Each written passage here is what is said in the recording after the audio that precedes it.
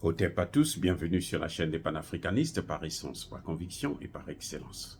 Celle des citoyens kémites par nécessité et obligation de combat. Nous sommes une chaîne qui n'est guidée que par nos ancêtres et rien que par les ancêtres qui appartiennent à l'égrégore du monde noir. Par conséquent, nous ne croyons en aucun Dieu venu de l'étranger. Toutefois, cette vidéo n'est aucunement destinée à inciter à la haine ou à la violence, car nous menons un combat qui est d'abord et avant tout spirituel, intellectuel et démocratique. Ensuite, il est politique, géopolitique et géostratégique. Contre l'impérialisme, le colonialisme, le néocolonialisme et l'endocolonat, qui sont tous qualifiés de crimes contre l'humanité. Nous menons ce combat sur la base du principe fondamental que nous avons hérité de nos ancêtres kémites, qui est celui de la Mahat, c'est-à-dire solidarité, vérité et justice. Vous êtes donc en droit de connaître la vérité et nous avons l'obligation de vous dire la vérité, rien que la vérité, afin que justice soit rendue au continent africain. Et ça, c'est notre modeste contribution dans cette noble lutte en faveur de la souveraineté, la dignité, la solidarité et l'unité africaine. C'est exactement ça que nous appelons le panafricanisme. Bien-aimés frères et sœurs,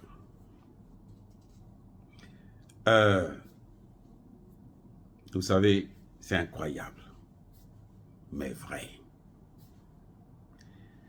Il y a déjà des gens qui demandent à ce qu'on organise les élections au Mali.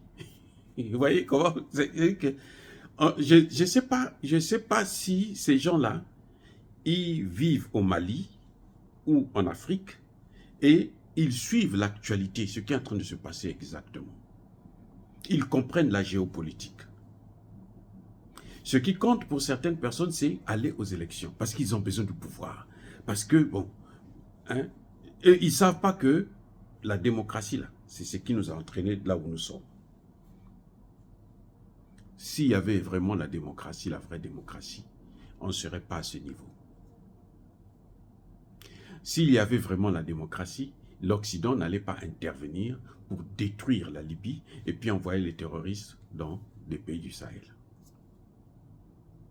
Il ne faut pas oublier que le Mali a été pendant près de 30 ans, avant le début, les années 2010, même pas jusqu'aux années 2010-2020, c'était parmi les meilleures démocraties en Afrique. ATT a pris le pouvoir, a fait un coup d'État, il a organisé les élections, il a laissé Alpha Oumar Konaré avoir 2 mandats, ATT lui-même il est venu, il a pris 2 mandats, après bon, les Français l'ont balayé par un coup d'État de Sanogo, et puis bon, Sanogo est venu, il leur a donné, ouvert la porte de Kidal, et puis après ils ont fait venir Ibeka, démocratiquement, et puis voilà, c'est entraîné. On est arrivé à ce niveau. La démocratie pour eux, c'est lorsque leurs intérêts sont préservés, au mépris des populations du pays concerné. Vous voyez au Gabon, il y a une démocratie, hein. Il n'y a pas eu coup d'État, il y a une démocratie. Au Tchad, c'est la démocratie, la vraie démocratie. Vous voyez, donc, le Mali veut sortir de ce lot-là, de cette logique occidentalisée, une démocratie ou plutôt démocratie à l'occidental qui ne nous a jamais fait du bien. Tous les pays africains là, sont à genoux à cause de ça. Tous les pays africains sont à genoux à cause de la démocratie. Il ne peut pas avoir la démocratie dans un pays qui est colonisé.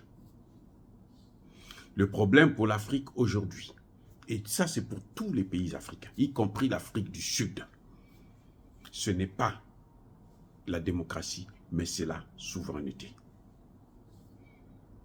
Vous avez vu quand l'Afrique du Sud était prête à accueillir Poutine, les pressions qu'ils ont fait sur comment vous appelez, Ramaphosa, qui est une couille molle, donc il a accepté, il est tombé dans le piège. Au nom de la démocratie, parce qu'il est démocrate.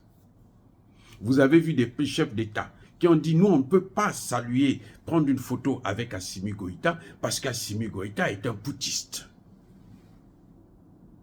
Je prends le cas de Denis Sassou Nguesso, par exemple. Ça, et oui, c'est un putschiste, ok, d'accord, très bien. Mais on a vu Sassou Nguesso recevoir les bras ballants, bras ouverts. Oligui Nguema, c'est pas un putschiste. Oui, et on nous dit, on veut nous donner des leçons de la démocratie. Macky Sall, c'est pareil. Non, on ne peut pas s'asseoir avec eux parce que... Mais quand même, on ouvre les mains. Oligui Nguema était la star à la COP 28. Il s'assoit avec Emmanuel Macron, il croise les pieds, il est content, il a le sourire, ça va jusqu'aux oreilles. Il a eu quoi? Si ce n'est pas la domination encore, la colonisation. Le peuple gabonais n'a rien fait en fin de compte. Et moi, je suis le premier à attrister parce que moi, j'ai cru qu'il allait changer les choses. Mais non. Donc, ceux qui demandent la démocratie, là, pourquoi ils ne vont pas vivre en France? Ils n'ont qu'à aller vivre en France. Nous, on n'a pas un problème. Mobutu le disait, écoutez, allez-y en Belgique, allez-y en France, allez-y partout. Demandez l'asile. S'il faut même, mon ambassadeur va vous donner les papiers pour que ça puisse marcher, et puis vous me laissez tranquille. Regardez ce qui est en train de se passer. Si on organise, le Mali organise les élections, le Burkina organise les élections, le Niger organise des élections, avant qu'il n'ait terminé avec le processus de l'AES, c'est fini avec cette AES. Si on veut que l'AES puisse survivre, puisse exister et changer les choses en Afrique, il faut d'abord que ceux-là qui ont commencé puissent mener ça jusqu'à son terme. Ce n'est qu'après ça qu'ils organiseront les élections. Et s'ils veulent partir, ils pourront partir.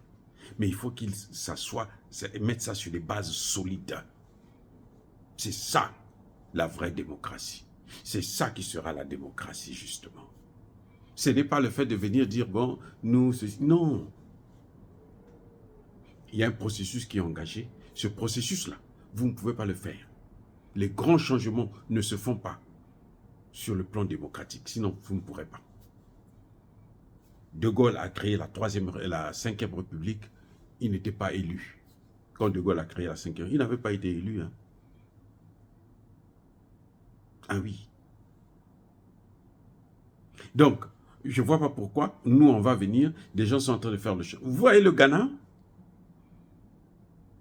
Nana Akufo est en train de danser là. Celui qui a fait le travail, il n'était pas démocrate, il avait fait un coup d'État. Personnel. Rawlings. Donc, oui, c'est comme ça que ça se passe. Thomas Sankara, qui a marqué toute la jeunesse africaine. Moi, j'étais encore au Congo, je ne sais pas, à l'école primaire ou au collège, je ne sais pas, quand on a tué Thomas Sankara. Mais nous avons tous pleuré. À cet âge-là, il nous avait déjà marqué. Il n'était pas démocrate. Thomas Sankara avait fait un coup d'État. Si vous ne savez pas ça, hein, je vous informe, il avait fait un coup d'État. Il avait pris le pouvoir là par la force. Donc, on ne peut pas mener des changements dans un cadre purement démocratique. C'est faux. Si on vous dit ça, c'est faux. Et ceux qui parlent de la démocratie, ce sont en fait des antidémocrates. Parce qu'ils savent que s'il n'y a pas des institutions solides, il n'y aura pas de démocratie. Tant qu'on sera les esclaves des autres, il n'y aura pas de démocratie. La priorité, là, c'est affirmer notre souveraineté. C'est après la souveraineté que nous pourrons avoir la démocratie. C'est un processus. Ça ne se passe pas comme ça, les gars. C'est un processus. Nous devons d'abord obtenir notre souveraineté, les 3 piliers essentiels de la souveraineté, qui sont donc la souveraineté politique, la souveraineté économique, c'est-à-dire avoir notre propre monnaie, et la souveraineté militaire, sécuritaire, être capable d'assurer notre territoire, assurer cette monnaie. Parce que le dollar, là, il est préservé par l'armée américaine. Donc les trois piliers-là, si on les met en place, à ce moment, nous pourrons parler de la démocratie. Donc il faut que l'AES, là, ils ont réussi déjà à mettre en place un système sécuritaire, puisqu'ils travaillent tous ensemble, et ça marche très bien. Maintenant, il faut qu'ils aient leur monnaie. Il faut qu'ils aient maintenant des institutions qui vont avec pour protéger, hein, pour encadrer justement, légiférer sur cette alliance ou cette fédération.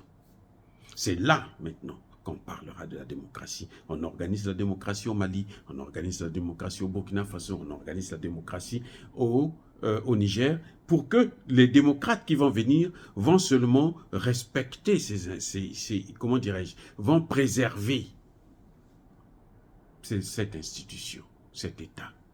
Voilà comment ça devrait se passer.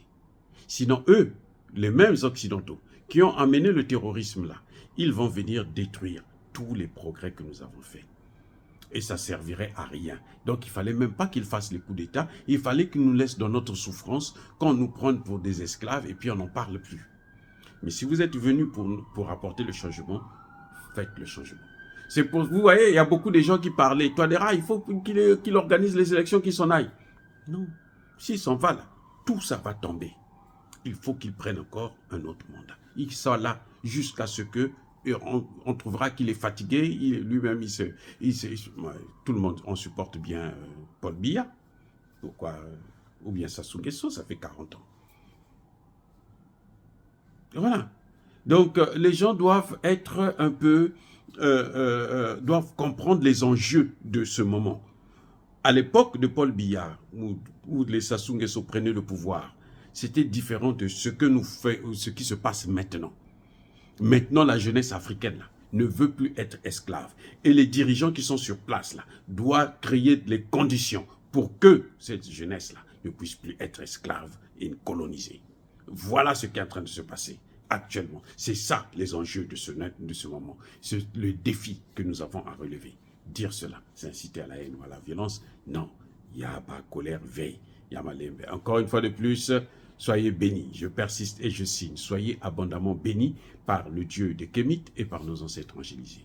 Mais que tous ceux qui persécutent le continent africain le pillent et le déstabilisent, qu'ils soient noirs, blancs, chinois, arabes, indiens, juifs, qui qu'ils soient punis, maudits, foudroyés, neutralisés, écrasés, effacés par ce Dieu des Kémites et par nos ancêtres angélisés. Vive l'Afrique éternelle, j'ai dit et j'assume.